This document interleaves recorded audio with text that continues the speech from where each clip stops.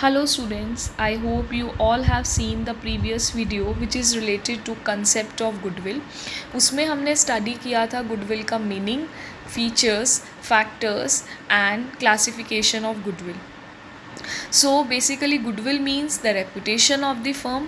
और हमने कल फीचर्स में भी ये स्टडी किया और एक क्लासिफिकेशन में परचेज्ड गुडविल है उसमें भी हमने पढ़ा कि गुडविल की कुछ ना कुछ वैल्यू होती है.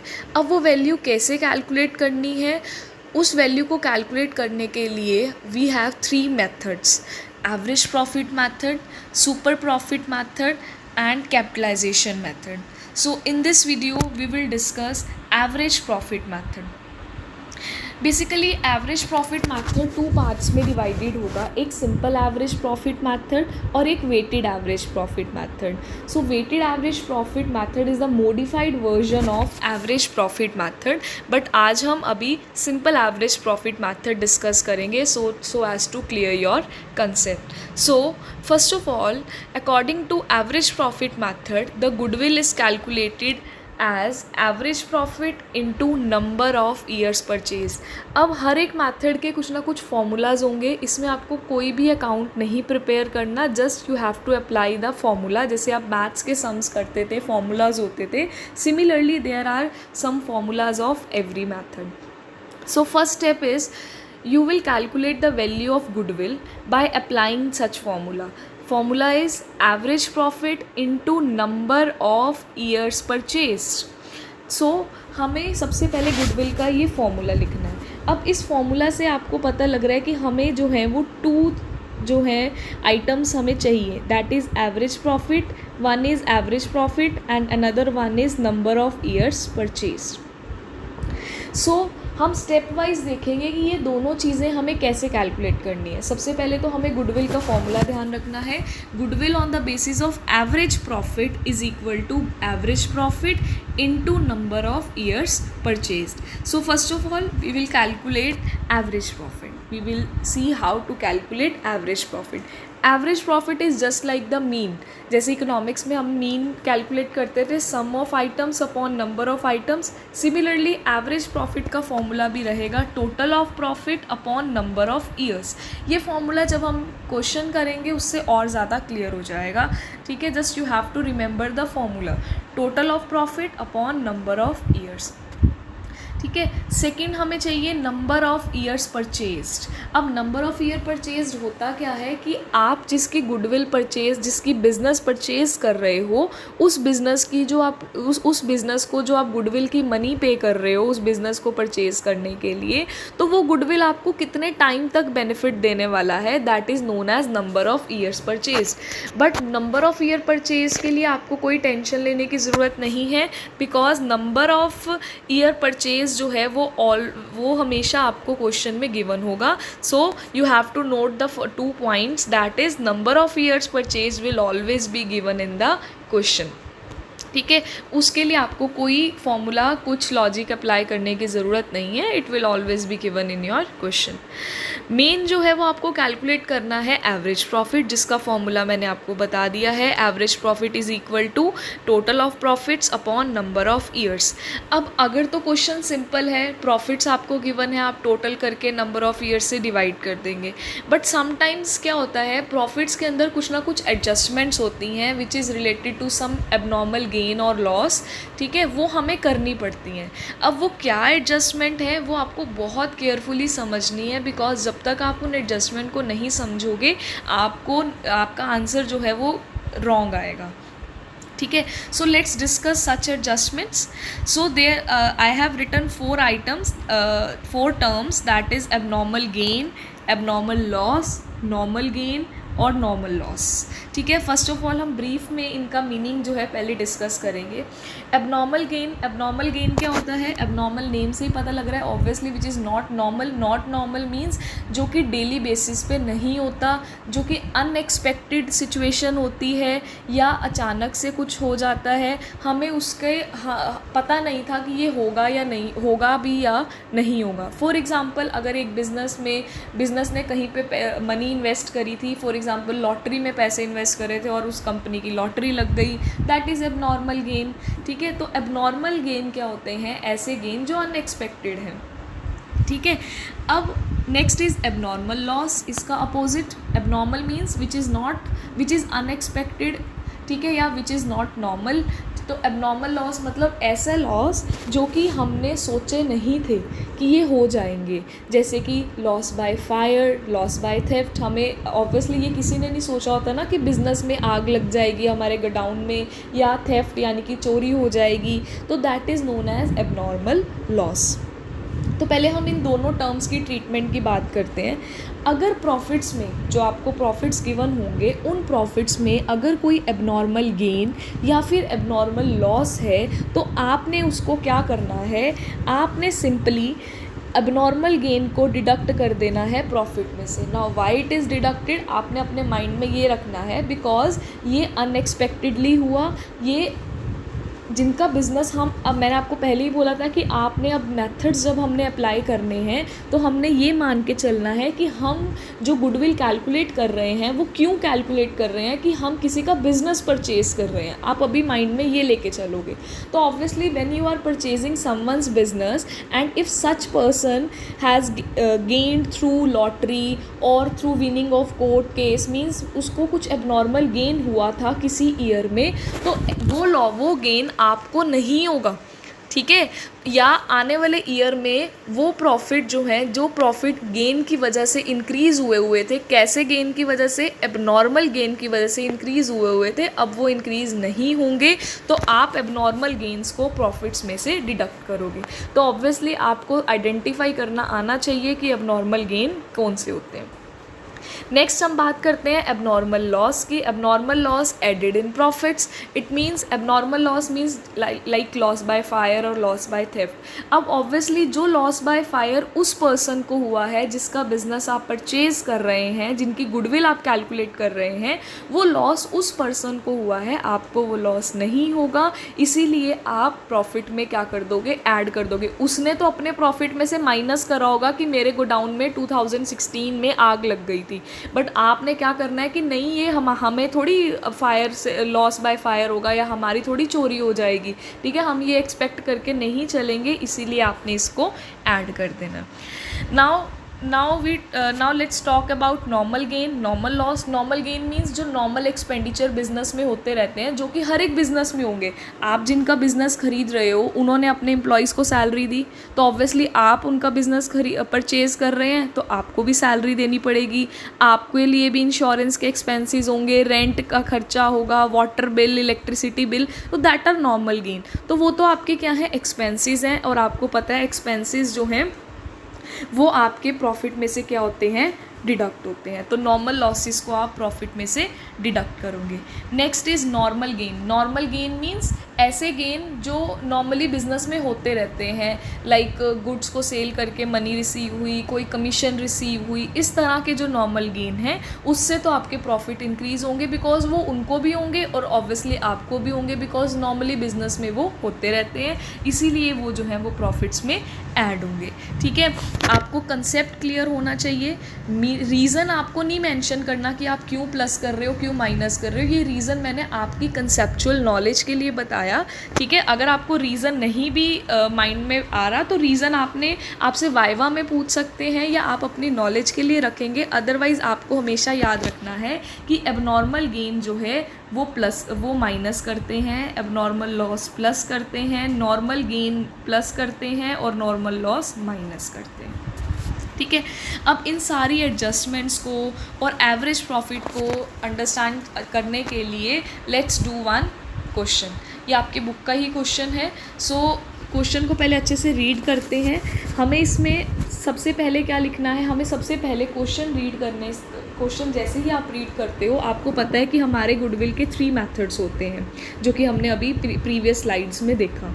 तो अभी तो हमें पता है हम एवरेज प्रॉफिट मेथड कर रहे हैं, बट जब सारे मेथड्स इकट्ठे हो जाएंगे तो आपको नहीं पता लगेगा कौन सा मेथड करना है। तो वो आपको क्वेश्चन में गिवन होगा, आपको उसको you need not to worry, आपको क्वेश्चन में हमेशा गिवन होगा कि which method you have to apply. वो कैसे गिवन होगा, जैसे इस क्वेश्चन में लिखा हुआ है, calculate the goodwill of the firm on the basis of 3 year purchase of average profit of last 5 year. Average profit के बेसिस पे बोला है।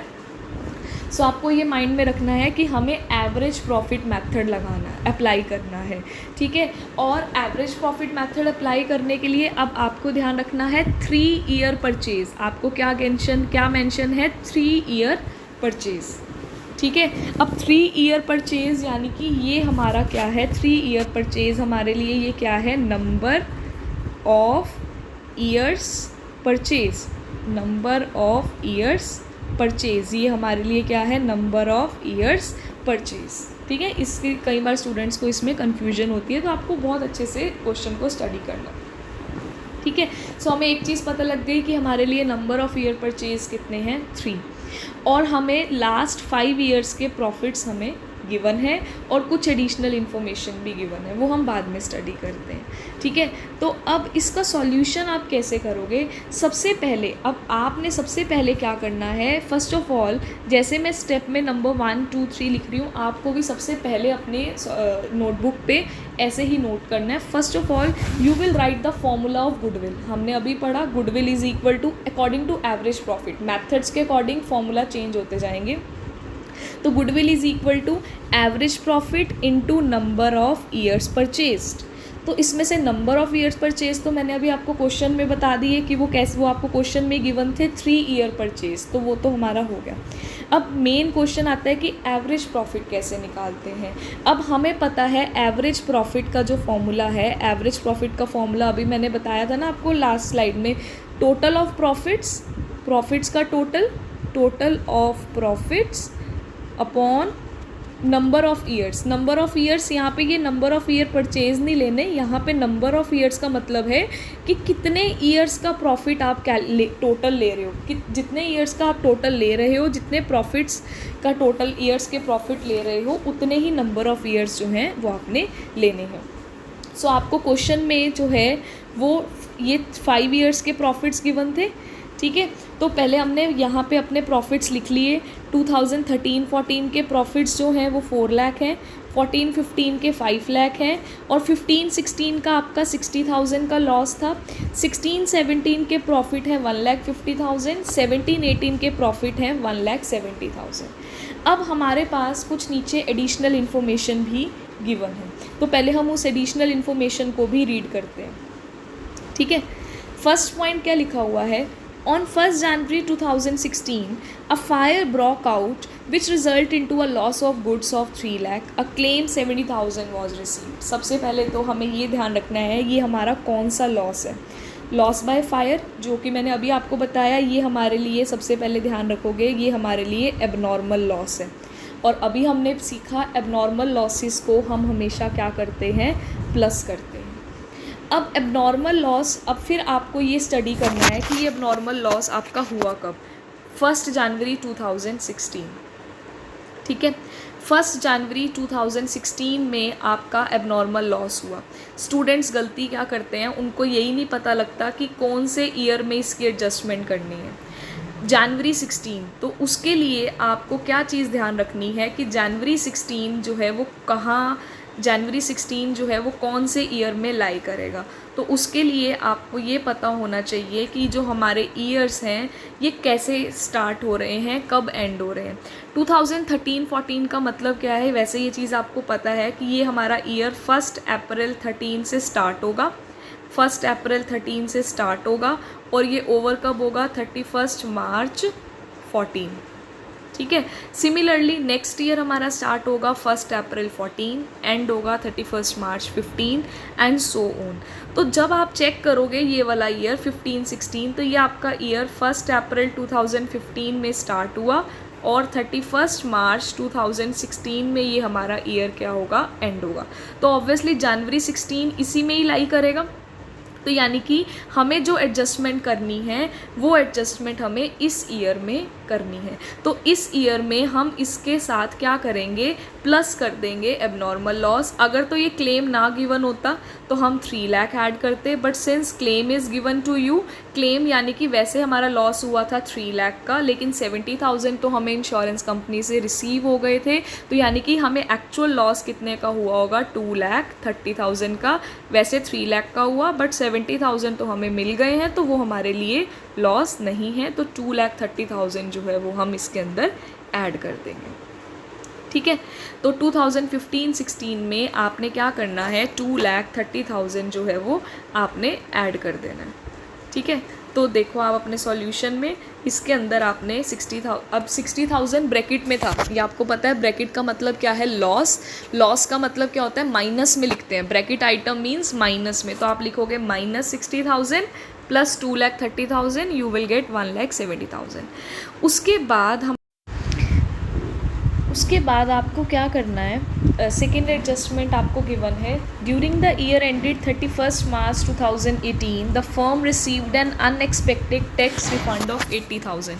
सो फर्स्ट ऑफ ऑल आपको पता है अनएक्सपेक्टेड का मीनिंग अभी मैंने बताया क्या होता है, एबनॉर्मल। रिसीव हो रहा है यानी कि गेन है। टैक्स रिफ़ंड का मतलब क्या है कि मे बी क्या हुआ, बिज़नेस ने ज़्यादा टैक्स पे कर दिया, तो गवर्नमेंट ने जो है वो टैक्स जो आपने एक्स्ट्रा पे करा वो आपको मनी रिटर्न कर दी। तो वो ऐसा जनरली होता नहीं है, तो इसीलिए वो भी आपको मेंशन कर रहे हैं कि इट वाज अनएक्सपेक्टेड इनकम, तो जिसे कि हम क्या अपनी लैंग्वेज में बोलते हैं, एबनॉर्मल गेन। तो ये हमारे लिए क्या है, एबनॉर्मल गेन है, ठीक है। और ये कब हुआ है, 31 मार्च 2018 में।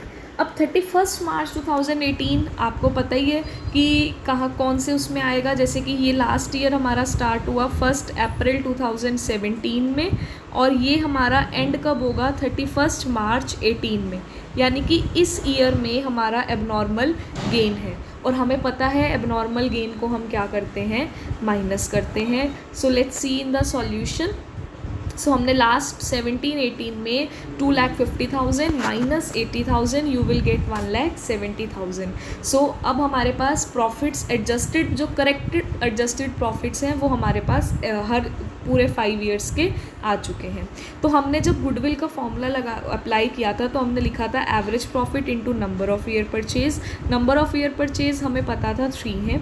एवरेज प्रॉफिट हमें, मैंने आपको अभी फॉर्मूला बताया, total of profits divided by number of years. Number of years कितने लेने हैं, जितने ईयर्स के आपने टोटल प्रॉफिट्स लिए हैं।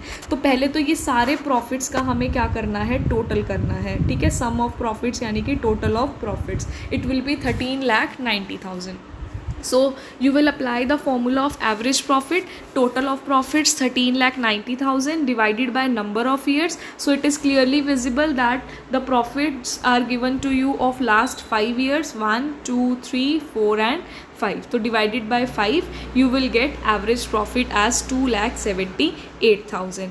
Then you will write down the value of average profit in your formula of goodwill, that is average profit into number of years purchase. Number of year purchase was 3 and average profit आपने अभी calculate करे 2,78,000, multiply करोगे तो you will get the value of goodwill. Students कई बार क्या mistake करते हैं, just average profit calculate करके यहीं पे ही क्वेश्चन एंड कर देते हैं, बट मार्क्स डिडक्ट हो जाते हैं because in the question they have asked you to calculate the value of goodwill. So you have to apply the formula of goodwill.